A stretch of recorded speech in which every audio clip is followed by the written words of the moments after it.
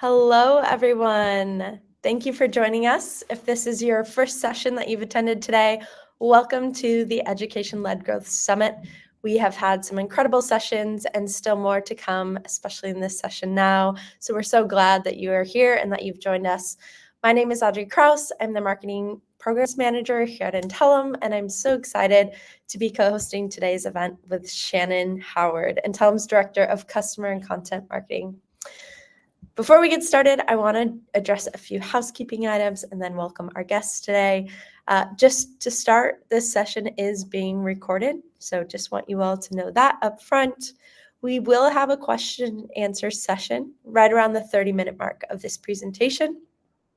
So I encourage you to submit your questions throughout as you hear Liam give his presentation. If things come to mind, feel free to submit your questions. You can find that below your video screen. Also below are attachments. So in the attachments section, you'll find a link to an opportunity that will be next Tuesday, October 8th, with our Discover Intellum event. So if you want to learn more about that, click in there. Also, your video will auto-adjust to the computer or desktop that you are using. So if you find that the video quality is a little blurry, no problem. You are able to change that manually by, again, clicking below at the right corner of your screen. You'll see a little gear icon. You can click into that and change the resolution as needed.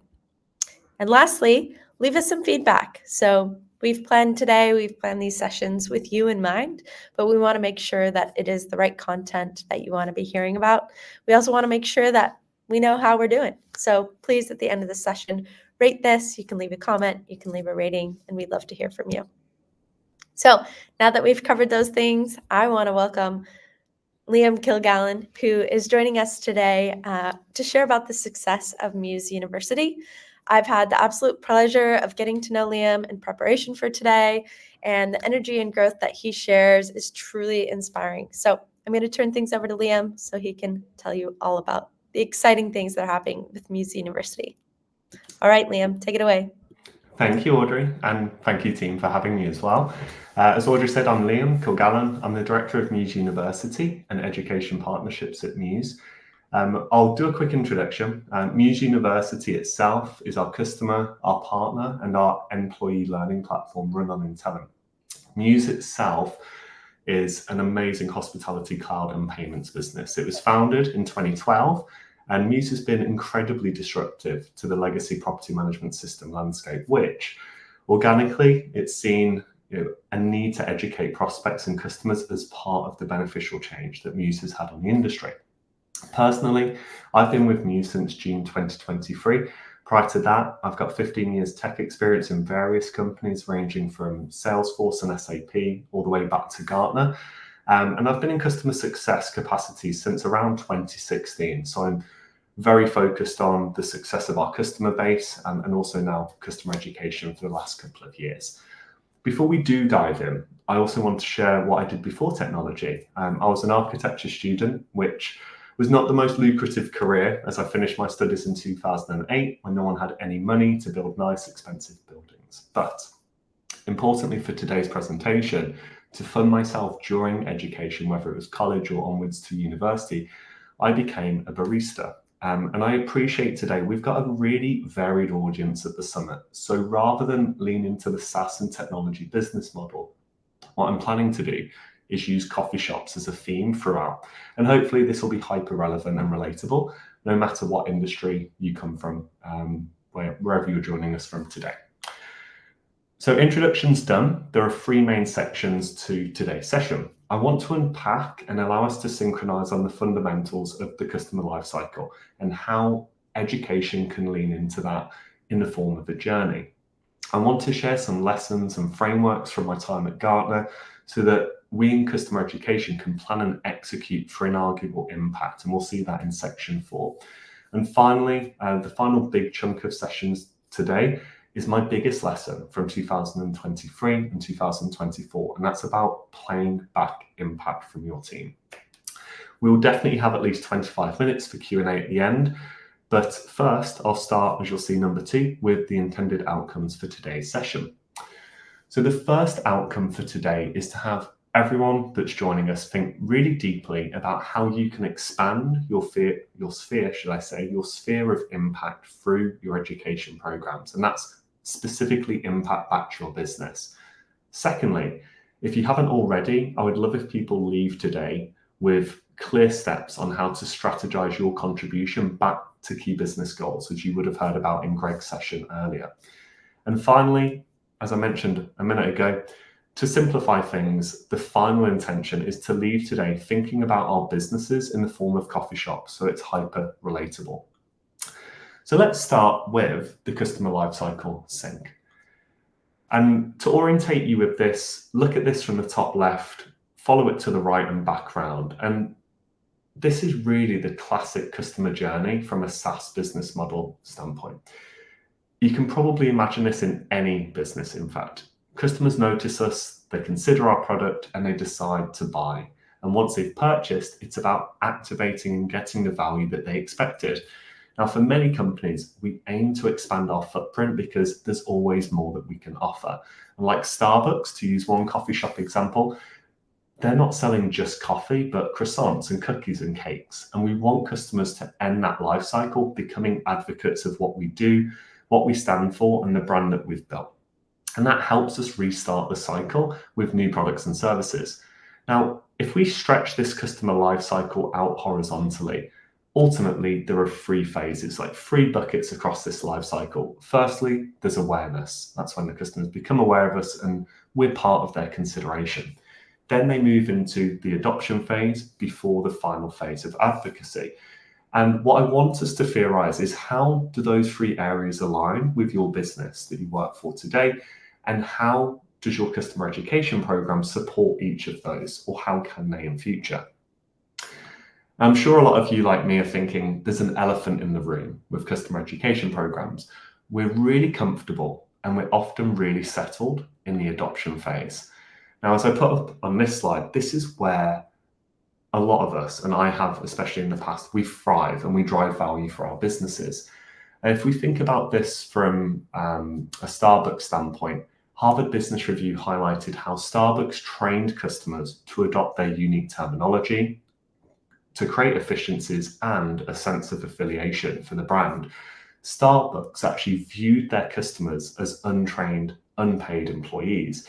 The problem that they were trying to solve for was customers were coming into Starbucks and ordering their drinks based on pre-Starbucks experiences. For example, they would walk in and say, "Can I get a couple of shots and a small cup with hot frothy milk?"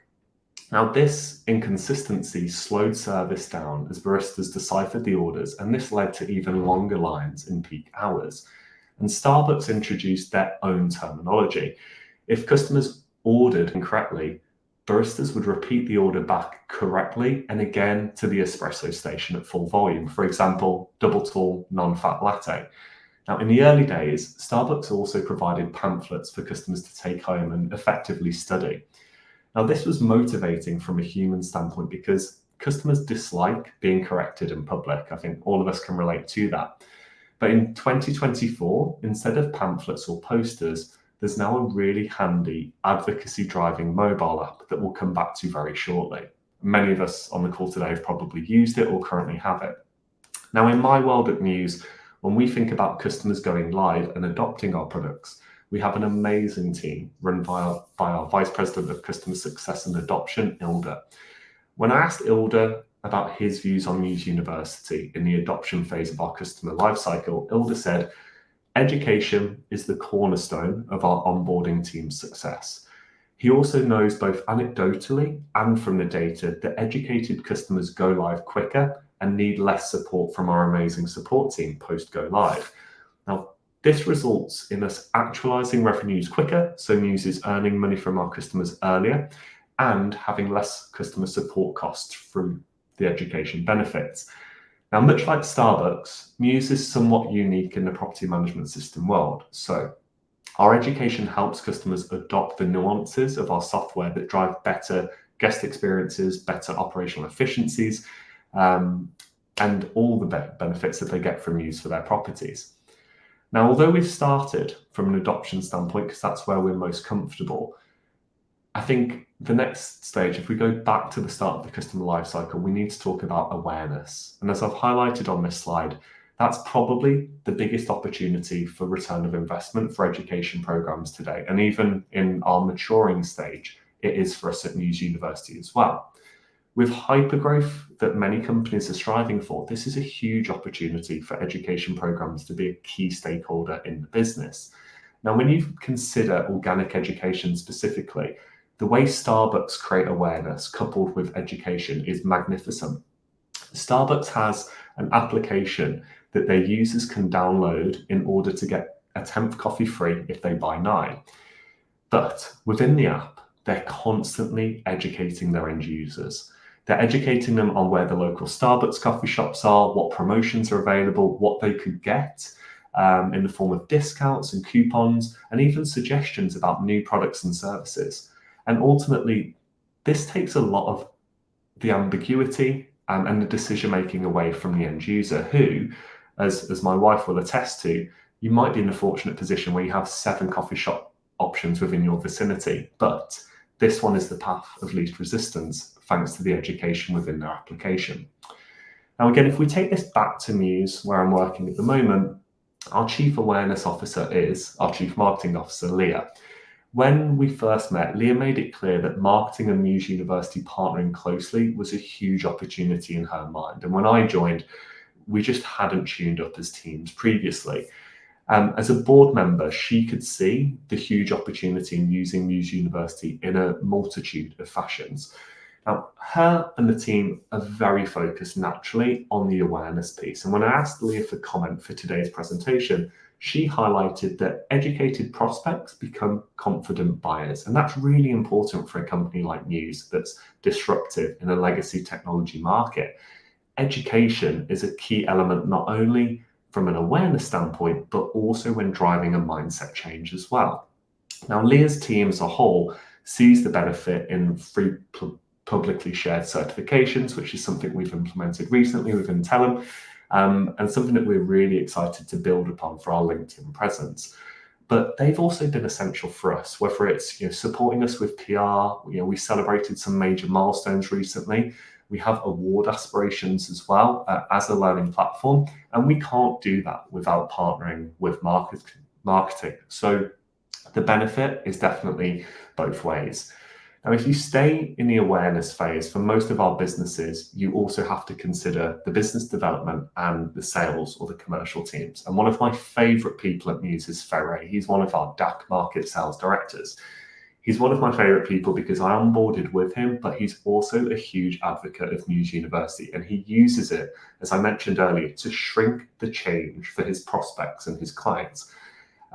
He's actually had me join customer calls and see recordings where he will demonstrate the archaic learner manuals that are still in circulation for other software providers today before he then demos Muse University to not only wow his clients, but also to showcase that learning is a key differentiator in our value proposition for an industry that sees very high annual turnover rates in its staff. Education within that kind of environment is absolutely critical. Now, if we recap this awareness stage at the start of the customer lifecycle, when you think about your customers or partners, at that phase with your business today, what are you trying to drive?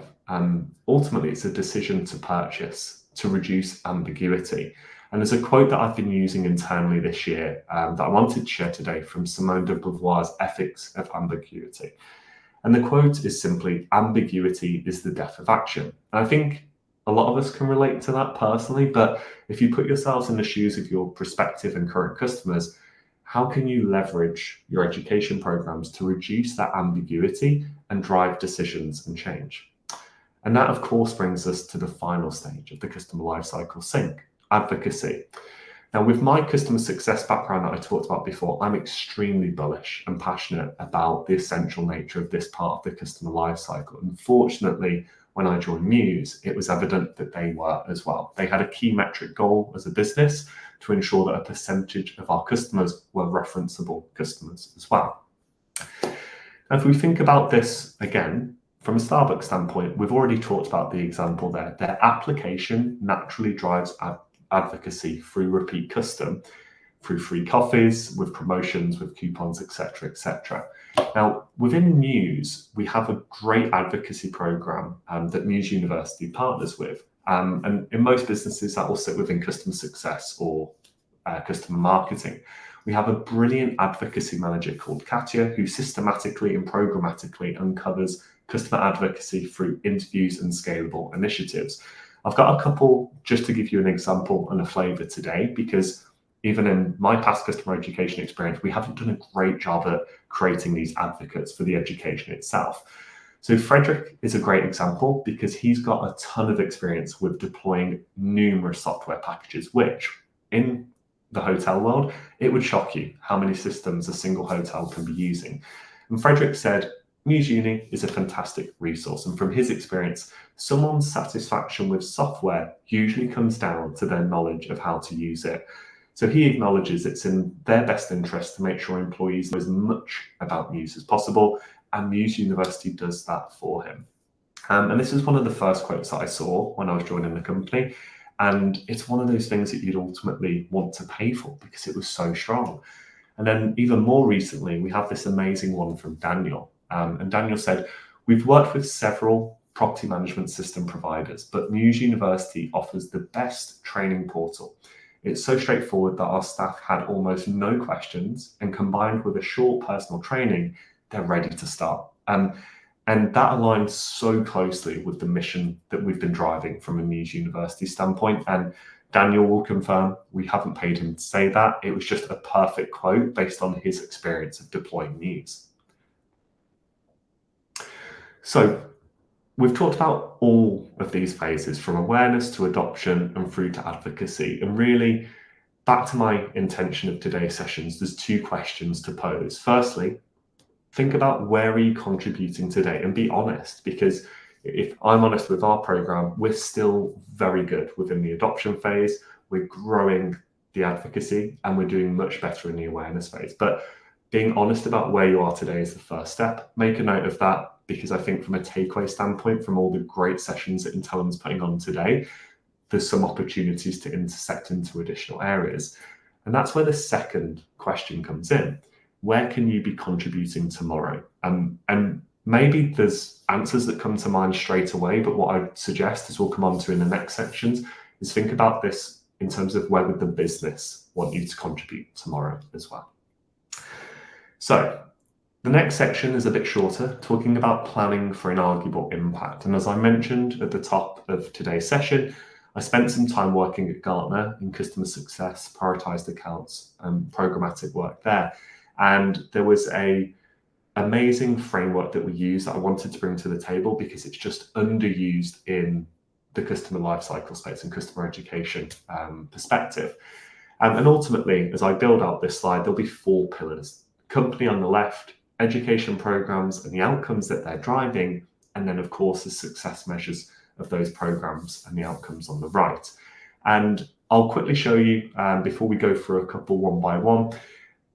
At the bottom right-hand side of this slide, you'll see a hyperlink, and this is where Starbucks actually talked about their plans from a 2023 onwards perspective. What did they want to drive? So on the left, you'll see the mission-critical priorities of Starbucks as they declared in this annual report. All of our businesses should have these, and if they're not clear, you need to ask the questions to make them clear to start. And as you'll see with Starbucks, it will be very resonant with many of our businesses.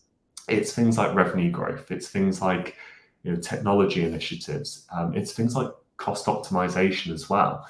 And what you want to start thinking about is, how do we take those goals and drive outcomes with our educational programs? And I'm going to break this down to make it look a lot simpler in a moment, but just for an overview, light purple is internal employee initiatives. The mid purple is customer education. And then the final one, the dark purple, is hypothetically partner education as well. And what I'm demonstrating here before we break it down is, on the left, we want to contribute with programs and outcomes through what we're doing in customer, partner, and employee education. And of course, we want to be able to measure these successes. So there's some hypotheticals that I'll come back to, but just to make this more digestible, let's just take one example. So one of the real examples from Starbucks was 10 to 12% revenue growth, and that's year on year. From an education program standpoint, the way I would think about this is how can we educate our employees to upsell and cross-sell? Maybe that is some kind of digital training, maybe it's some kind of in-person training that we kind of predispose with online learning to make it more scalable. But ultimately, there are outcomes that we're trying to drive with that. In Starbucks world, similar to hospitality, there's a huge turnover of staff. So first and foremost, we should be able to measure the impact in terms of the reduction in staff turnover impact. And of course, if you take 100 transactions within a Starbucks, you should be able to measure how many of them are simply just coffee and how many of them have additional products or services added on to them. So the success measures are just that. Firstly, a reduced time to value of new employees from X amount of shifts down to Y amount of shifts. And again, with the success measures for increasing the +1 item add-on rate, we should be able to easily measure that and look at the data, or even A/B test it. If you do one store versus another, or one training cohort versus another, you should be able to see the impact of said training.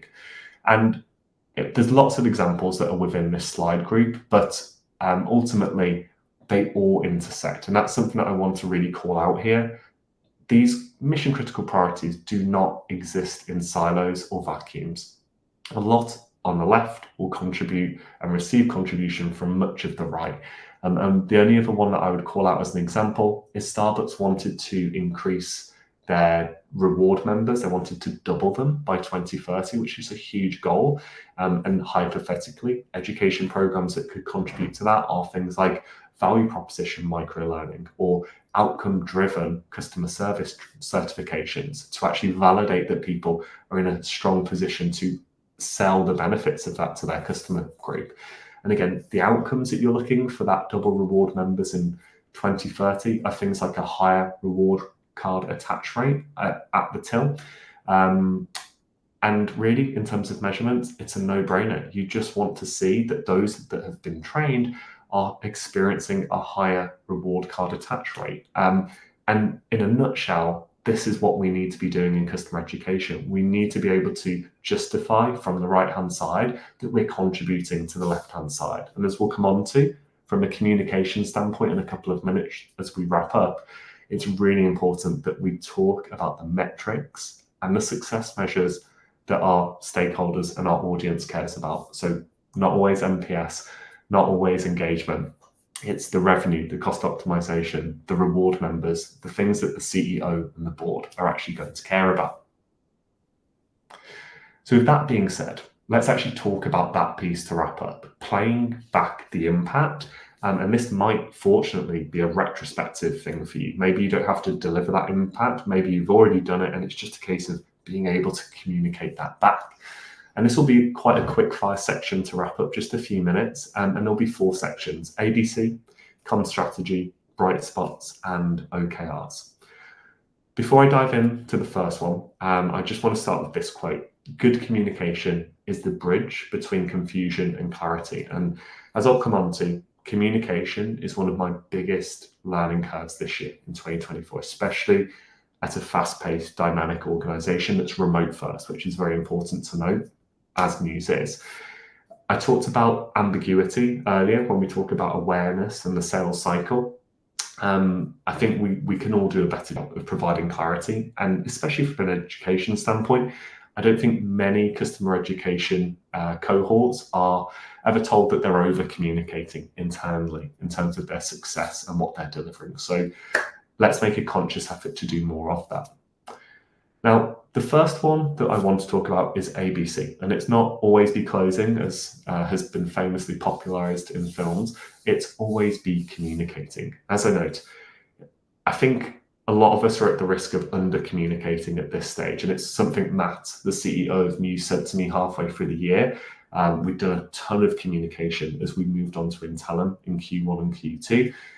We communicated about our plans, communicated about our impact, but then we got really deep into doing the work that we needed to do. and things went quiet. And I think we just fell off the radar for a couple of months. And Matt gave me some good advice about being more systematic with communication, which we've now kind of adjusted. When we think about comms strategy, as we were talking about with the mission critical priority mapping, it's really important to start with the audience, the stakeholder, the persona that you're speaking to. Tailor your communication and what you're sharing accordingly to what they care about and what's important to them.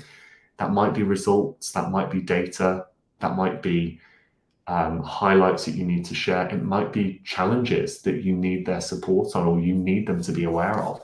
And most importantly, as Paul, our Chief Customer Officer, has said to me in the past, prepare some asks. If you need that support, if you need partnership, have some asks that are going to help drive your education program forward prepared. Now, if you take this example, if you think about Leah, our Chief Marketing Officer, there are things that she cares about that do not relate to the NPS of our learners as they go through Muse University courses. She doesn't care about the drop-off rate during the course and the learning paths.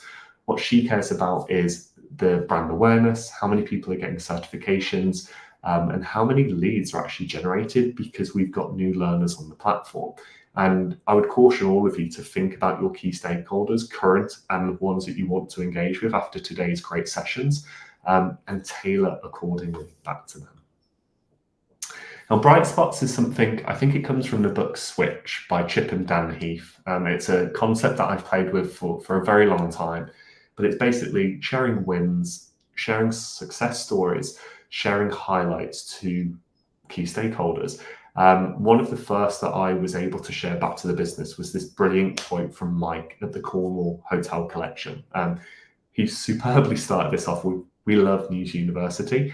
He said it became indispensable for our staff training. It's particularly useful for new team members who can onboard quicker since it's a self-guided course. It cuts their training cost by half and ensures consistencies of their process, which for many of you on the call today from a professional educator standpoint, this is absolute gold and what we need. And hopefully many of you have got these nuggets and these bright spots that you can share back. And I think it's really important that we are more deliberate about sharing these and showing the value of what we did in the eyes of the ultimate customer, which in our case is the hoteliers. Now, last and definitely not least, because this has been a huge learning curve for me this year, OKRs, objectives and key results. This is foundational to how Muse runs their business. And although that has been the case at previous organizations that I've been with, the way we communicate objectives and key results at Muse allows us to be async and also thrive in the remote first environment. And what I've done on this slide is actually included a view, which unfortunately won't work, but I'll talk you through it. On the right, we use Confluence as a form of communication and a way to harvest intelligence and information. And anyone in the organization can go on to the Muse University OKR page, and what you will see here is our OKRs for the year and how we're tracking against them, either on a month by month, a quarterly or an annual basis. So this is immediately self-service. People can do that on their own and they don't need to reach out to you. And if they have an interest or if it's something they're curious in, it's there for them to see. One of the things Matt, our CEO, did share with me that I touched on earlier was it's great that we got to communicate lots of positives, like our NPS scores 4.8 out of 5, consistently month on month. It's great that our monthly active usership is growing over time. It's great that we harvested paid customers at the start of the year, but we need to communicate the negatives as well as they happen, and also communicate what we're doing about them. So that second point about communicating plus and minuses, do think about that as well, because I've communicated negatives and people have come to me with support and solutions that I wouldn't have even thought about if it wasn't for their proactivity. And then last but not least, don't forget the why. And that is a little bit Simon Sinek orientated, but when you are communicating, what is it that we're trying to drive? Like, why are we doing this customer, partner, or employee education anyway? What are the actual outcomes? And that's ultimately where you want to start for most of your audience members. And that is it from me. So hopefully there was some value in that for you. I've got lots of value from some of the sessions today. So hopefully I can contribute to that. But as Audrey will take from here, I would love if there are any questions, and I'm a very open book, so please feel free to ask anything. Thank you so much, Liam. I'd like to ask maybe the first question, and I know we have a few others that have been submitted, but you've mentioned a lot about the importance of communication and communicating the bright spots, communicating places where improvements can still be made and solutions still need to be figured out. Can you talk a little bit about how you're communicating internally? Like, what does that look like outside of that Confluence page? Are you bringing together team meetings? Are you sharing out weekly reports via email? What are some of the strategies you've used to do that? That's a great starting point. I'll try and keep this short and concise because there's so much to unpack there. That could probably be a session on its own.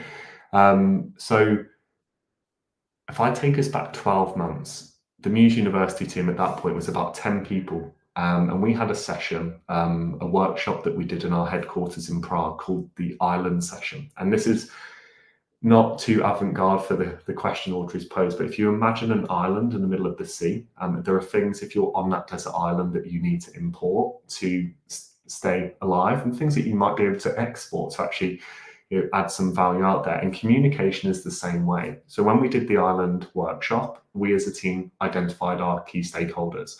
And the reason I'm starting there is because we looked at our marketing team, our product team, and our customer success team, and realized that we needed to communicate better and partner better with them. So once we'd identified them, the next level is, how do we want to communicate with them? And in a company like Muse, in this digital economy that we're all experiencing right now, I think the safest way to ensure that your communication is landing, or to ensure it's getting as much power as it can, is actually to meet the audience where they are. And for us at Muse, that means joining the revenue team's stand-up meeting on a Monday and telling them about Muse University, or communicating updates. Similarly, if we need support from the marketing team, or if we need them to be aware of something, we'll join their bi-weekly or monthly meeting and do it in that auditorium as well. So we have that initial thought of how can we be a contributor and how can we be present in their environment. But then within Muse, we also have an amazing opportunity. Every single Friday, the entire company gets together virtually on the Friday afternoon session called the Muse Bûche. And bûche is a French word for small plates. And that's effectively how the meeting runs. We have a number of key topics, small kind of tapas style sessions for 2 to 5 minutes each.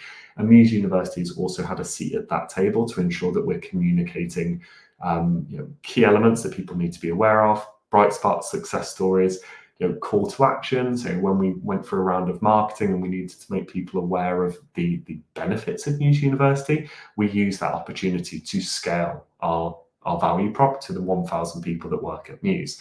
So we have those two elements. And then, as Audrey mentioned, self-service wise, we use Slack as a business. So there is a Slack page for Muse University, but there's also the Confluence page as well. So we have a kind of trifecta there.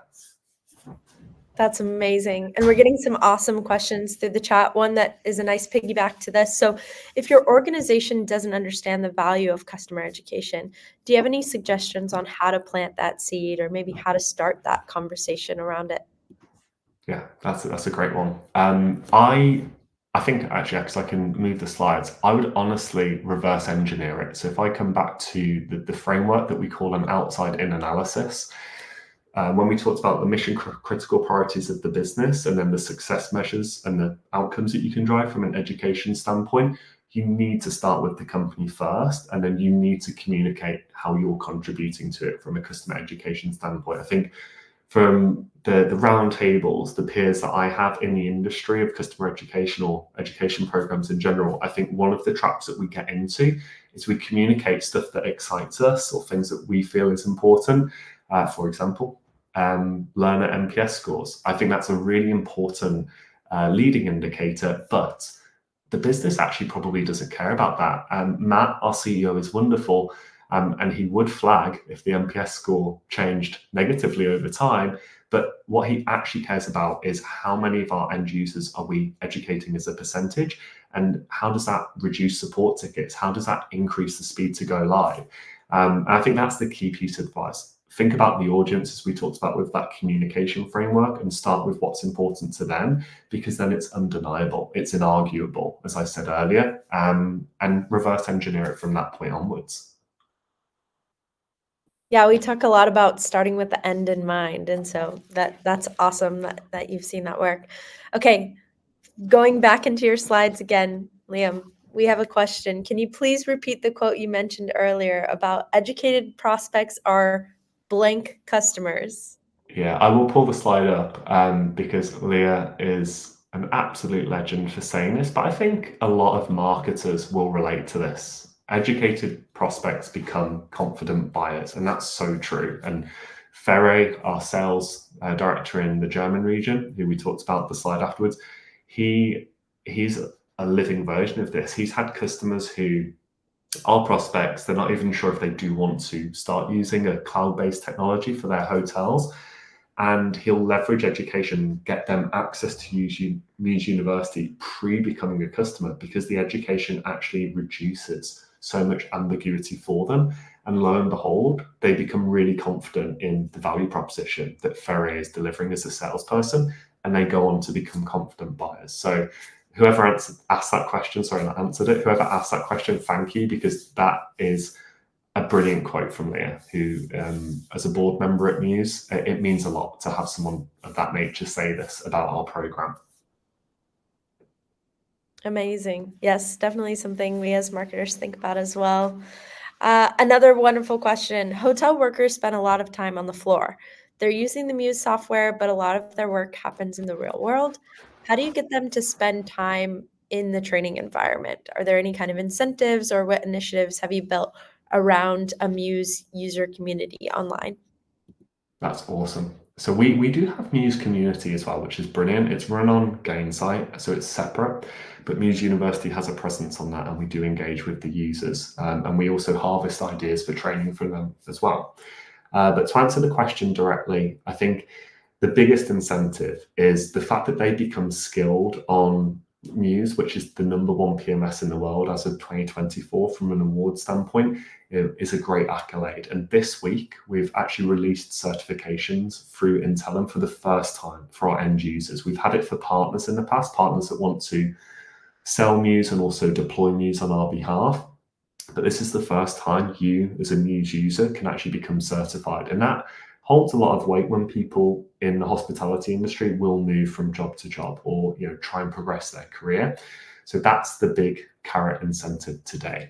One of our future plans for 2025 is also, yes, we acknowledge that technology is important, but hospitality is a very human-centric industry. So although we're very focused on technology learning today, we think one of the other incentives to get people onto the platform is also, how do you engage with your clientele? How do you provide an amazing service? How do you handle difficult situations that obviously naturally crop up in hospitality?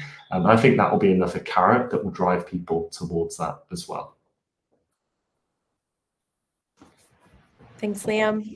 And another question, we talk a lot about, we're talking today about education-led growth, right? And growth has a metric tied to it. So what metrics do you track to show the ROI and the awareness section of the customer journey? Super. So we are maturing that out at the moment. So I can talk about what we will be tracking. As with many organizations, we have a CRM, we use Salesforce, but we also have additional tooling for that will allow us to track verbiage within prospect calls. And that goes on today, but what we need to do as the next step is track how often is Muse University mentioned in a prospect call, and how do we tie that through to a CRM opportunity and ultimately a closed won opportunity. So we're very fortunate. We have an amazing ops team. We have an amazing RevOps team that they sit under, and they will be key in making that happen. A big reason we moved to Intellum is we just didn't have the data within our old LMS to be able to link that all together. Now we have that after going live on Intellum in May. We have all of the pillars in place to go. Secondly, there is another thought that comes to mind on this. Ferre, our German sales director, is a good example of using this. Our sales team have started to adopt pre-go live access to Muse University, but in a sales cycle sense. So let's say you have Hotel X in Berlin who wants to learn more about Muse as part of their awareness cycle. We can proactively create them as a user and give them early access to Muse that they would normally get at the adoption and go live phases. What we can do today is track, are those users ultimately becoming one Muse customers and becoming customers down the line. And that has a very high success rate. People that, as Leah said in the quote, people that are educating about how to use the software and how that software is a differentiator, they're ultimately leaning towards Muse as a provider because of how disruptive it is. So there are two possible ways to look at it for your businesses as well. Amazing. All right, 2 more questions. How long has it taken to develop Muse University into the comprehensive program that it is today? It's very kind that someone called it a comprehensive program, and it is, because I inherited a very good program when I joined last year. I think you can view Muse University as about 4 years old in its state. About 3 years ago, Muse hired some amazing individuals. We hired Monica Androva, who's our current global education head. She reports into me and looks after the instructional design and multimedia teams and the platform team as well, who run Intellum. Monica was a key hire alongside Brenna O'Neill, who's gone on to be our lead instructional designer. 3 years ago when they joined, things really started to move in the right direction. We adopted a previous, what I would call a legacy LMS before moving to Intellum. But that's when we really started to harness education at scale, which Muse had previously done by short videos to some good effect.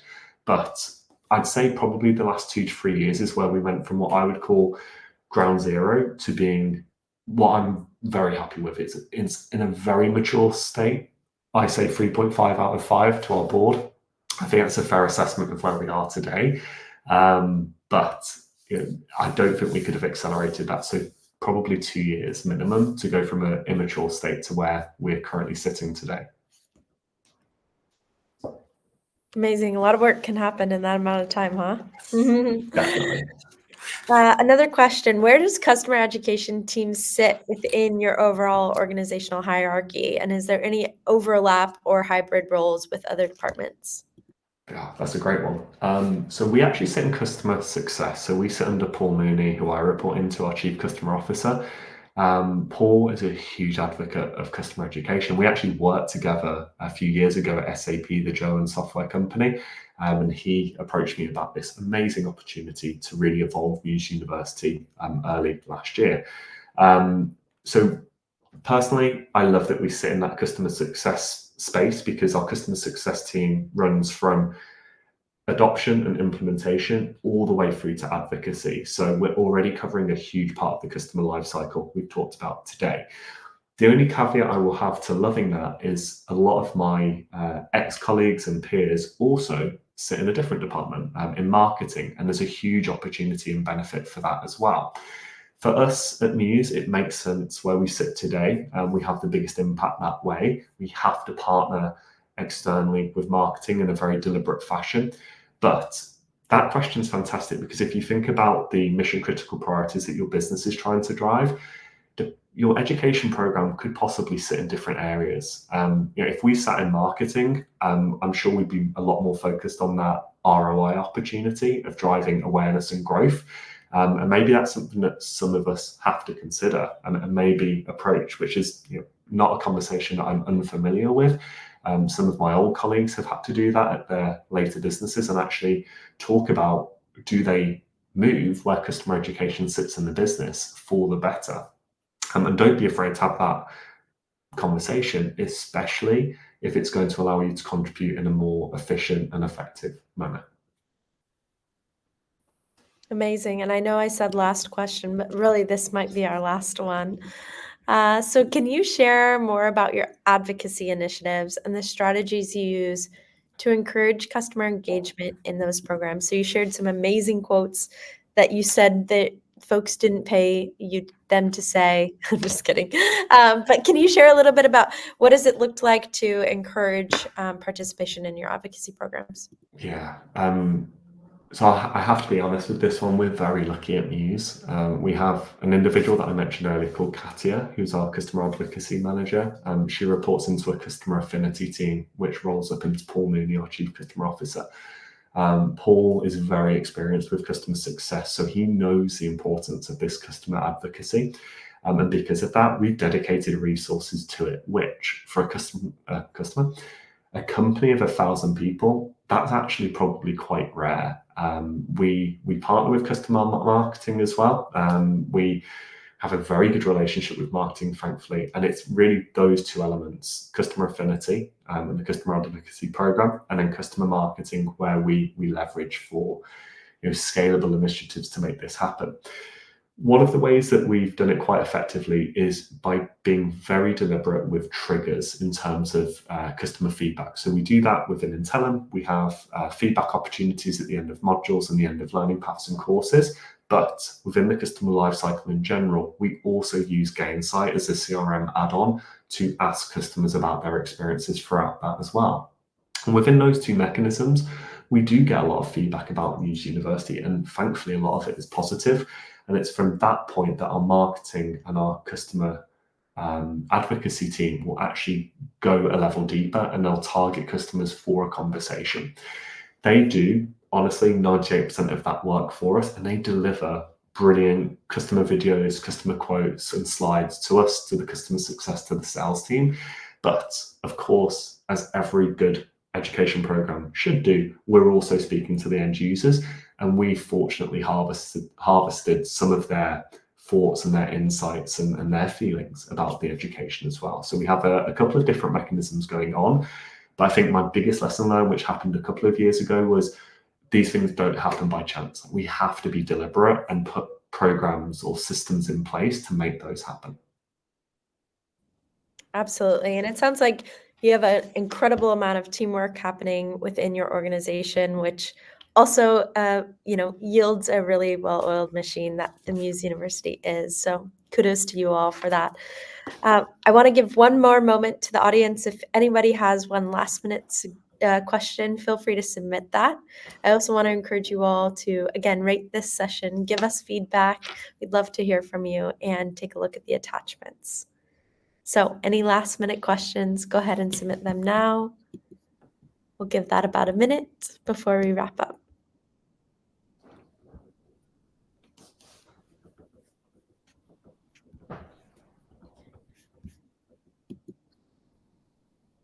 Okay, I don't see any coming through.